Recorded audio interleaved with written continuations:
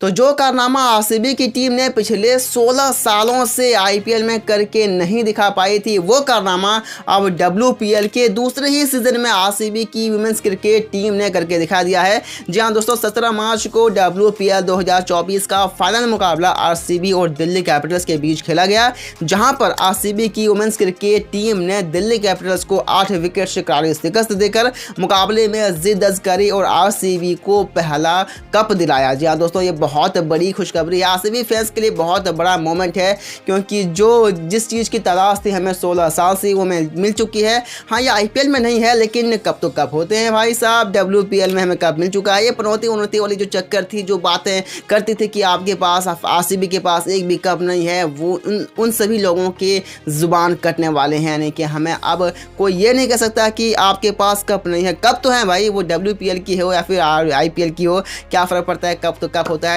तो दोस्तों कहीं ना कहीं यहाँ पर हिंट भी देखने को मिलता है, क्योंकि डब्ल्यूपीएल में अगर हम जीत सकते हैं, पनौती वाली कुछ बात नहीं है, तो फिर हम आईपीएल में क्यों नहीं जीत सकते हैं। तो कहीं ना कहीं ये हिंट है कि इस आईपीएल में भी हमें आरसीबी की ओर से बड़ा चमत्कार भी देखने को मिल सकता है। तो दोस्तों आपको क्या लगता है, इस बार क्या आरसीबी जीत पाएगी? हमें कमेंट बॉक्स में आप ज़रूर बताइएगा। दोस्तों आज के इस वीडियो में हम इसी टॉपिक पर बात करने वाले हैं कि वो कौन कौन से खिलाड़ी हैं जिनकी वजह से आरसीबी ने फाइनल मुकाबला जीता है, और साथ ही साथ दोस्तों हम आईपीएल के फाइनल मुकाबले की हाईलाइट भी देखेंगे। तो दोस्तों वीडियो में जानने के लिए बहुत कुछ है, वीडियो बहुत इंटरेस्टिंग होने वाला है, जबरदस्त होने वाला है। वीडियो को एंड तक जरूर देखिएगा, और अगर अभी तक आपने हमारे इस वीडियो को लाइक और चैनल को सब्सक्राइब नहीं किया है तो फिर देरी किस बात की। दोस्तों हम आपके लिए क्रिकेट से जुड़ी तमाम खबरों को लेकर के आते हैं, या फिर वो आईपीएल हो, डब्ल्यूपीएल हो, या फिर इंटरनेशनल क्रिकेट हो, जो भी हो, जहां से भी हम आपके लिए निकाल के आते हैं। तो फिर देरी किस बात की। दोस्तों वीडियो को लाइक करने के बाद चैनल को सब्सक्राइब जरूर कर दीजिएगा। चलिए शुरुआत कर लेते हैं। तो सबसे पहले बात कर लेते हैं दोस्तों मुकाबले में टॉस जीता दिल्ली कैपिटल्स के कैप्टन मैकग्लेनी ने, जिन्होंने कहा कि पहले हम बल्लेबाजी करेंगे, और क्या खूब बल्लेबाजी भी करी। शुरुआती 6 ओवर में ही उन्होंने 61 रन बना दिए, जहां पर ऐसा लगने लगा कि आरसीबी ये मुकाबला हारने वाली है। लेकिन उसके बाद दोस्तों फिर टर्न हुआ मैच, जहां पर स्पिनर ने अपना बोलबाला शुरू किया। सोफिया मलिनोविच ने 8वें ओवर में आकर के 3 विकेट चटका दिए। बड़े विकेट थे, पहला शेफाली वर्मा का विकेट था, फिर जामी रोड्रिगेज का, फिर उसके बाद एलिस कैप्सी का। ये 3 बल्लेबाज को पवेलियन भेजने के बाद पूरी तरह से पकड़ बना लिया आरसीबी ने उस मुकाबले में, और उसके बाद फिर मैकग्लेनी भी आउट हो गई, मार्जना कैप भी आउट हो गई। उसके बाद फिर एक एक करके सारे विकेट्स गिरते गए, और मात्र 113 रन पर ही पूरी टीम ढेर हो गई, और आरसीबी ने इस मुकाबले में अपनी पकड़ बना रखी। दोस्तों दिल्ली कैपिटल्स के बल्लेबाजों ने ये भांप नहीं पाया कि पिच किस तरह से रिएक्ट कर रही है, किस तरह से गेंद घूम रही है, किस तरह से स्पिनर गेम में आ रही हैं। और जब तक इन्होंने समझा तब तक बहुत देर हो चुकी थी, पूरी टीम ढेर हो चुकी थी। और ठीक यही दोस्तों आरसीबी की टीम ने इस चीज़ को भांपा।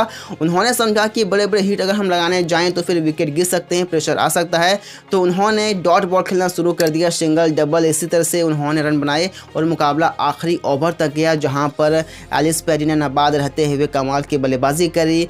फिर आखिरी शॉट जो कि ऋचा घोष के बल्ले से निकल कर आई, जहां पर आरसीबी की टीम ने इस मुकाबले को जीत लिया, और आखिरी ओवर में आरसीबी को जीत मिली। अगर हम बात करें दोस्तों आरसीबी के उन खिलाड़ियों के बारे में जिन्होंने इस मुकाबले में बहुत अच्छी तरह से पकड़ बनाई हुई थी, तो दोस्तों सबसे पहले नाम आता है सोफिया मोलिन्यू का, जिन्होंने 8वें ओवर में आकर के 3 विकेट, बड़े विकेट चटकाए, और वहां पर दिल्ली कैपिटल्स को घुटने में ला दिया। ये बहुत बड़ी विकेट से दोस्तों, उन्होंने कुल 4 ओवर गेंदबाजी करी, 20 रन खर्च किए, और 3 बड़े विकेट चटकाए। कहीं ना कहीं ये वो टर्न था जिसके बाद दिल्ली कैपिटल्स कभी मैदान में मैच में कभी वापस ही नहीं आ पाई। तो ये बहुत बड़ा रोल रहा दोस्तों सोफिया मोलिन्यू का। अगर दूसरे खिलाड़ी की बात करें दोस्तों, तो वो थे श्रीलंका पाटिल। जी हाँ दोस्तों, श्रीलंका पाटिल, जिस तरह से प्रेशर बना हुआ था, श्रीलंका पाटिल ने उस प्रेशर को कभी रिलीज ही नहीं होने दिया। उन्होंने 3.3 ओवर किए, जिनमें 12 रन ही खर्च किए, और 4 बड़े विकेट चटकाए, और इन 4 बड़े विकेट की बदौलत उन्होंने पर्पल कैप का खिताब भी पाया। तो बहुत बड़ी बात है दोस्तों, उन्होंने पूरे टूर्नामेंट में 13 विकेट चटकाए और ये पर्पल कैप का खिताब भी पाया। तो बहुत बड़ी बात है, 8 मुकाबले खेले थे उन्होंने। अगर नंबर 3 की बात करें दोस्तों, तो सबसे बड़ा खिलाड़ी यूँ कह सकते हैं कि वर्ल्ड क्रिकेट में, वुमेंस क्रिकेट में सबसे बड़े खिलाड़ी एलिस पेरी थे इस टीम में, और जहां एलिस पेरी हो वहां पर थोड़ी सी इतनी आसानी से तुम मुकाबले हार नहीं सकती हैं। और जहां तक हम बात करें 113 रन चेस करने हो तो फिर एलिस पेरी वहां क्यों नहीं कर पाएंगे। तो बहुत बड़ी बात है दोस्तों, एलिस पेरी इस मुकाबले में 37 गेंदों का सामना किया, 35 रन बनाए, और ये 35 रन बहुत अहम होते हैं दोस्तों, खास करके फाइनल मुकाबले में। इस तरह के मुकाबले में अगर आप प्रेशर में अगर रन बनाते हो तो ये बहुत बड़ी बात है, और ऐसा करके भी दिखाया है एलिस पेरी। बहुत सारे मुकाबले में, एक मुकाबला नहीं है, इनसे पहले एलिमिनेटर मुकाबले में जहां पूरी तरह से टीम तहस नहस हो चुकी थी, वहां पर एलिस पेरी ने दमखम रखा, रन बनाए, और उसी रन के बदौलत फाइनल में पहुंच पाई आरसीबी। और कहीं ना कहीं एलिस पेरी बहुत बड़ी रोल अदा करती है आरसीबी की ओर से। 347 रन उन्होंने पूरा टूर्नामेंट में बनाए, 9 मुकाबले खेले थे उन्होंने, और कहीं ना कहीं एलिस पेरी ना होती तो आरसीबी फाइनल में नहीं पहुंच पाती। नंबर 4 पर आती है दोस्तों इनके कैप्टन स्मृति मंधाना, जिसके बारे में जितनी तारीफ की जाए कम है। बहुत अच्छे तरीके से पेसेंस बनाए रखी। पिछले सीजन में इनका बल्ला खामोश रहा था, बहुत स्ट्रगल करते हुए दिखी थी। इस बार भी ऑफ स्पिनर के खिलाफ इनका बल्ला खामोश चल रहा था, लेकिन फिर भी इस मुकाबले में धैर्य रखा।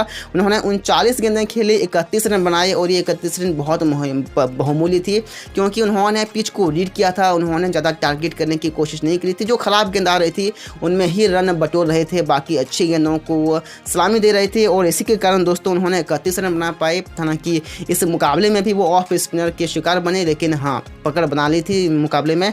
उन्होंने पूरे टूर्नामेंट में 10 मुकाबले खेले और 300 रन बनाए। तो कहीं ना कहीं एक कैप्टन होने के नाते उन्होंने अपना फ़र्ज़ अदा किया, और बहुत बड़ा रोल इनका भी रहा था। अगर हम बात करें दोस्तों 5वें नंबर के खिलाड़ी की, तो वो रहे थे सोफिया डिवाइन। जी हाँ दोस्तों, सोफिया डिवाइन, जिनका बल्ला शुरू से ही खामोश चल रहा था। ऐसा लग रहा था कि जैसे सोफिया डिवाइन इस बार उनका बल्ला मतलब रन नहीं निकलेंगे, लेकिन फाइनल मुकाबले में उनके बल्ले से रन निकले। 27 गेंदों का सामना किया, 32 रन जड़े, और क्या ही खूब खेले, क्योंकि जहाँ प्रेशर थोड़ी सी बन रही थी आरसीबी के ऊपर, तो उन्होंने चौके छक्के लगाने शुरू कर दी, प्रेशर रिलीज हो गया। तो दोस्तों इस तरह से टीम रिएक्ट कर रही थी, पूरी तरह से पूरी टीम खेल रही थी। यूं कह सकते हैं कि पूरी टीम खेल रही थी, सब ने अपना योगदान दिया। इनका रिजल्ट क्या हुआ कि उन्होंने फाइनल मुकाबला जीता।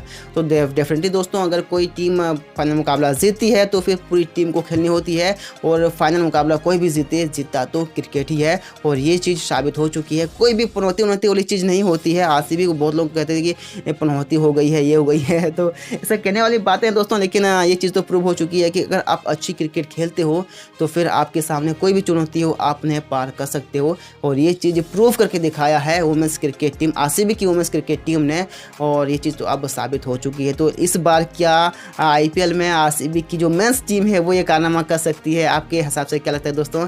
हमें कमेंट बॉक्स में आप ज़रूर बताइएगा, और इस तरह की और भी इंफॉर्मेटिव वीडियोज़ को पाने के लिए दोस्तों हमारे चैनल को सब्सक्राइब जरूर कर लीजिएगा। मिलते हैं दोस्तों एक नई वीडियो में नए टॉपिक के साथ। वीडियो को एंड तक देखने के लिए दोस्तों थैंक यू सो मच। जय हिंद, जय भारत।